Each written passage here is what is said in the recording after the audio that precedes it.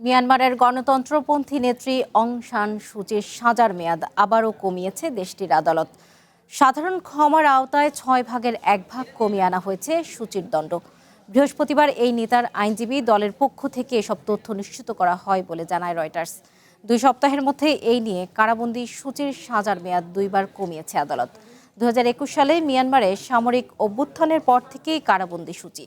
দুর্নীতি, নির্বাচনে জালিয়াতি সহ বিভিন্ন মামলায় এই নেত্রীর 33 বছরের কারাদণ্ড দেওয়া হয়। তবে সাজার মেয়াদ কমানোয় এখন তা 18 বছরে দাঁড়িয়েছে। আদালতে শুনানির পর 80 বছর বয়সী সূচিকে আর প্রকাশ্যে দেখা যায়নি। এই নেত্রীর অবস্থান ও স্বাস্থ্য নিয়ে উদ্বেগ জানিয়ে আসছে পরিবার ও আন্তর্জাতিক সম্প্রদায়।